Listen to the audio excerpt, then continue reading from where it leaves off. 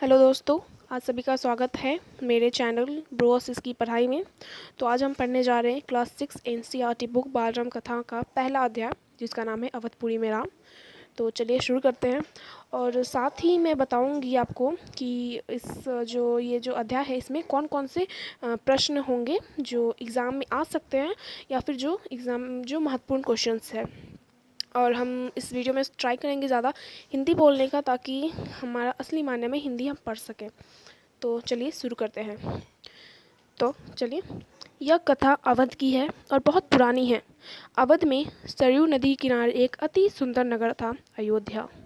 तो ये जो कहानी है जो हम पढ़ने वाले हैं, वो कहानी कहाँ की है? अवध की है। अवध मतलब अयोध्या। अवध को हम अयोध्या भी बोलते हैं, और बहुत पुरानी है, बहुत ही ज़्यादा पुरानी है। जब राम जी थे उस तब की पुरानी है, और उसे त्रेता युग कहते हैं। अब तो कलयुग चल रहा है, लेकिन हम उस समय को त्रेता युग कहते थे। तो वो बहुत ही पुरानी है। अवध में सरयू नदी के किनारे एक अति सुंदर नगर था, जिसका नाम अयोध्या, जैसे कि मैंने बताया आपको। अयोध्या अवध का दूसरा नाम आप बोल सकते हैं, जो कि सरयू नदी के किनारे बसा था। तो पहला जो प्रश्न आएगा वो यही भी इम्पोर्टेंट है, आपकी जीके के भी लिए इम्पोर्टेंट है कि अयोध्या के पास कौन सी नदी है। तो सरयू नदी है। और दूसरा जो आएगा कि अयोध्या किस नदी के किनारे बसा हुआ था, तो उसका भी आंसर होगा सरयू नदी, उत्तर होगा सरयू नदी। अयोध्या सरती सही अर्थों में दर्शनीय था, देखने लायक। मतलब वो इतना सुंदर था, इतना भव्य था, मतलब वो देखने लायक था। जो भी आता था उसे बहुत अच्छा लगता था उसे देखने में। अयोध्या में केवल राज्य महल ही भवन नहीं थे, उसकी एक एक इमारत आलीशान थी। अब अयोध्या में सिर्फ केवल राज्य महल या जहाँ राजा रहते हैं वही सिर्फ अच्छा नहीं था, बल्कि उसकी एक एक इमारत, एक एक बिल्डिंग्स जो थी वो भी आलीशान थी। आम लोगों के घर भव्य थे, सड़कें चौड़ी थी, सुंदर बाग बगीचे, पानी से लबालब भरे सरोवर। अब जो आम लोग थे, गरीब लोग, उनके भी घर काफ़ी अच्छे, काफ़ी आलीशान होते थे। सड़कें चौड़ी थी, सड़कें भी अच्छी थी, सुंदर बाग बगीचे में काफ़ी पेड़ पौधे थे, पानी से लबालब भरे सरोवर, तालाब में काफ़ी पानी होता था, खेतों में फसलें काफ़ी अच्छे से लहराती थी, जिसे हरियाली भी बोलते हैं। हवा में हिलती फसलें सरयू की लहरों के साथ खेलती थी, और हवा जब बहती थी तो जब फसलें लहराती थी तो वो मानो कि सरयू की लहरों के साथ खेल रही हो। अयोध्या हर तरह से संपन्न नगरी थी, संपन्नता कोने अंतरे तक बिखरी हुई थी। अयोध्या जो था, जो राज्य जो अभी उत्तर प्रदेश में है, वो हर तरह से पूर्ण था, सब संपन्न था, उसके अंदर कोई कमी नहीं थी। सभी सुखी थे, सब समृद्ध। दुख और विपन्नता को अयोध्या का पता मालूम नहीं था। मतलब सभी गरीब अमीर सब लोग सुख से थे, समृद्ध थे। दुख और जैसे कष्ट का कोई अयोध्या का दुख और कष्ट को अयोध्या का पता ही नहीं पता था, एड्रेस ही नहीं मालूम था, या उन्हें नगर की सीमा में प्रवेश करने की अनुमति नहीं थी, या ऐसा कह लें कि उन्हें अयोध्या राज्य में एंटर करने का, प्रवेश करने की इजाज़त ही नहीं थी। पूरा नगर विलक्षण था, अद्भुत और मनोरम। पूरा जो अयोध्या नगर था वो एकदम अद्भुत था, मतलब एकदम मनोरम, एकदम आकर्षक जिसे हम बोल सकते हैं, वो था। उसे ऐसा होना ही था, वह कौशल राज्य की राजधानी थी। उसे ऐसा होना ही था क्योंकि वो कौशल राज्य की राजधानी था। तो अब यहाँ पे एक और क्वेश्चन बनता है कि अयोध्या किस राज्य की राजधानी थी, तो वो कौन सा राज्य है? कौशल। राजा दशरथ वहीं रहते थे। अब अयोध्या के राजा कौन थे? राजा दशरथ। उनके राज्य में दुख का भला क्या काम? अब जो राजा थे उनके राज्य में दुख का भला क्या काम? राजा दशरथ कुशल योद्धा और न्यायप्रियक शासक थे। अब जो राजा दशरथ थे वो बहुत ही अच्छे योद्धा के साथ साथ वो बहुत अच्छे न्यायप्रियक शासक, मतलब राजा भी थे। के पुत्र। अब यहाँ पे आपसे पूछा जा सकता है कि जो अयोध्या के राजा थे दशरथ, उनके पिता का नाम क्या था? तो उनके पिता का नाम था अज। ये क्वेश्चन भी आ सकता है। महाराज रघु के वंशज, उनका वंशज का नाम क्या था? रघुकुल। रघुकुल बोलते हैं ना, रघुकुल रीत सदा से चली आई, प्राण जाए पर वचन न जाए। तो जो उनके कुल का नाम था वो था रघुकुल। के अधिकारी थे। रघुकुल की रीति नीति का प्रभाव हर जगह दिखाई देता था। जैसे रघुकुल की ये रीत थी कि अगर एक बार जो वचन उन्होंने कर दिया तो भले ही जान चली जाए लेकिन वो वचन नहीं तोड़ते। कब सुख समृद्धि से लेकर बात व्यवहार तक लोग मर्यादा का पालन करते थे, सदाचारी थे। अब वहाँ के राजा ही नहीं, सिर्फ वहाँ के जो लोग भी थे वो भी काफ़ी शिष्टतापूर्ण से रहते थे, काफ़ी मेल मिलाप था एक दूसरे में, और हमेशा पवित्रता और शांति हर जगह पे थी। राजा दशरथ यशस्वी थे, उन्हें किसी चीज़ की कमी नहीं थी, राज सुख था। अब जो राजा दशरथ थे वो यशस्वी थे, उन्हें किसी भी चीज़ की कोई कमी नहीं होती थी, राज सुख सब था, कमी होने का प्रश्न ही नहीं था। लेकिन उन्हें एक दुख था, कमी होने का कोई प्रश्न ही नहीं होता क्योंकि वो राजा थे एक राज्य के, तो कोई प्रश्न ही नहीं बनता दुख होने का। लेकिन उन्हें एक छोटा सा दुख था, और वो कौन सा दुख था? मन के एक कोने में छिपा हुआ वह रह रह के उभर आता था, उन्हें सालता रहता था, उनकी कोई संतान नहीं थी। अब उनके मन में एक छोटा सा दुख था जो कभी कभी बाहर आ जाता था रह रह के, और वो दुख क्या था? उनकी कोई भी संतान नहीं थी, उनके कोई भी बच्चे नहीं थे। आयु लगातार बढ़ती जा रही थी, उनकी 3 रानियां थीं। अब उनकी जो उम्र थी वो बढ़ती जा रही थी पर संतान एक भी नहीं। और उनकी कितनी रानियां थी? 3। नाम कौशल्या, सुमित्रा और कैकेयी। अब ये भी प्रश्न आ सकता है कि उन राजा दशरथ की कितनी रानियां थी और उनके नाम क्या हैं? तो क्या होगा इसका आंसर? राजा दशरथ की 3 रानियां थी, कौशल्या, सुमित्रा और कैकेयी।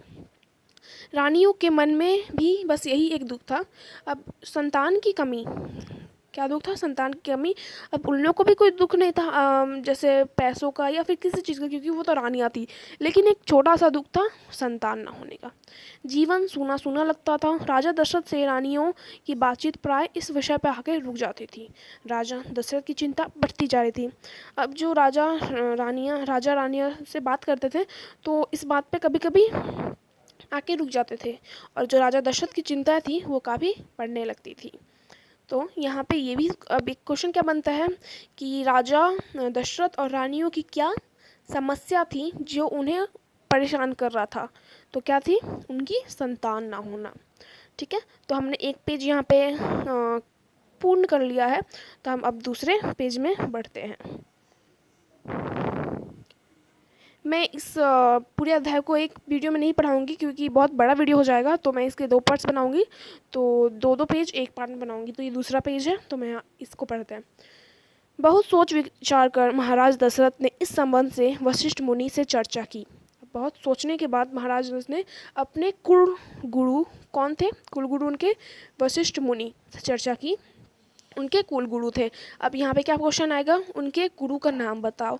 तो क्या है? वशिष्ठ मुनि।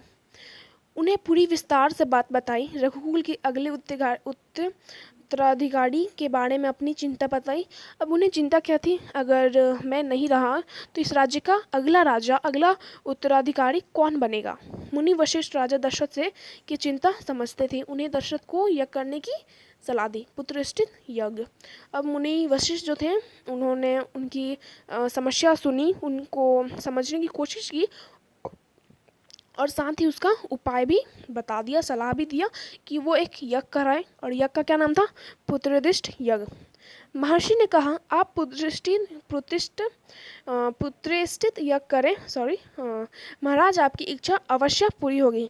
तो जो यज्ञ था वो करने से आप जो निसंतान है वो आपकी संतान जरूर होगी। तो आप यज्ञ महान तपस्वी ऋषि श्रृंग की देखरेख में हुआ, पूरा नगर उसकी तैयारी में लगा हुआ था।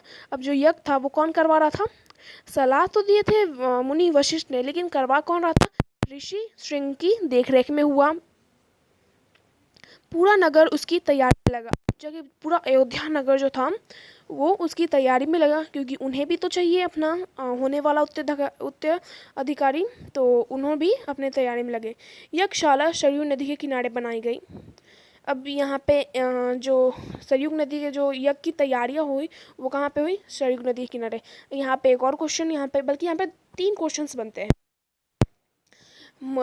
पुत्रेष्ठ यज्ञ करने की सलाह किसने दी और किसकी देखरेख में हुआ? तो किसने दी? मुनि वशिष्ठ ने दी, और ऋषि श्रृंग के देखरेख में हुआ।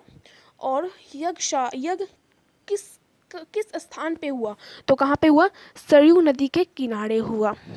यज्ञ में अनेक राजाओं निमंत्रित किया गया, तमाम ऋषि मुनि पधारे। शंख ध्वनि और मंत्रोच्चारण के बीच एक एक करके सभी आहुति डाली। अंतिम आहुति राजा दशरथ की थी। अब देश विदेश से सब राजाओं को आमंत्रित किया गया। जितने भी ऋषि मुनि थे वो भी पधार उस यज्ञ में। शंख ध्वनि चारों ओर गूंज रही थी, सभी ऋषि मुनि मंत्र का उच्चारण कर रहे थे। सब एक एक करके आहुति डाली और जो अंतिम आहुति थी वो राजा दशरथ की थी। यज्ञ पूरा हुआ। अग्नि के देवताओं ने महाराज दशरथ को आशीर्वाद दिया। अब जो अग्नि के देवता है अग्निदेव, उन्होंने महाराज दशरथ को आशीर्वाद दिया। कुछ समय बाद दशरथ की इच्छा पूरी हुई, तीनों रानियां पुत्रवती हुई। अब यज्ञ से क्या फ़ायदा हुआ? जैसे कि बोला था मुनि वशिष्ठ ने कि आपको अवश्य संतान होगा, और संतान हुई उनकी। जो तीनों रानियां थी वो पुत्रवती मतलब गर्भवती हो गई। महारानी कौशल्या ने राम को जन्म दिया चैत्र माह की नवमी के दिन। अब जो महारानी कौशल्या है उन्होंने श्री राम को जन्म दिया, जो कि सबसे बड़े भाई हैं चारों भाई में से। और कब जन्म दिया? चैत्र माह की नवमी के दिन। इसलिए हम उस माह में नवमी के दिन राम नवमी के दिन से मनाया जाता है। रानी सुमित्रा के 2 पुत्र हुए। अब जो दूसरी रानी थी सुमित्रा, उनके 2 पुत्र हुए, लक्ष्मण और शत्रुघ्न। रानी कैकेयी के पुत्र का नाम भरत रखा गया। अब रानी कैकेयी का एक पुत्र हुआ भरत। तो अब यहाँ पे एक और प्रश्न बनता है कि तीनों रानियों को कितने पुत्र हुए और उनके नाम क्या हैं? तो तीनों रानियों के कौशल्या के एक पुत्र, उनका नाम श्री राम है। सुमित्रा के 2 पुत्र लक्ष्मण और शत्रुघ्न, और कैकेयी के एक पुत्र भरत रखा गया। राजमहल में खुशी छा गई, नगर में बधाइयाँ बजने लगी, मंगल गीत गाए गए। अब जैसे कि इतने सालों से जो नहीं हुआ था वो हो गया, उसके लिए तो सभी लोग बहुत खुश थे। नगर वालों को उनके आने वाले उत्तराधिकारी मिल गया, और जो राजा थे राजा दशरथ, उनको अपने पुत्र मिल गए। तो चारों तरफ गीत गा रहे, खुशी, सब कोई खुश है। उत्सव जैसा दृश्य था, मानो एक वहाँ पे उत्सव मनाया जा रहा हो, ऐसा दृश्य था। राजा दशरथ प्रसन्न थे, उनकी मनोकामना पूरी हुई, प्रजा प्रसन्न थी, दशरथ की चिंता दूर हुई। अब जैसे ही उनकी समस्या का हल निकला, उनकी चिंता भी दूर हो गई और वो बहुत प्रसन्न थे।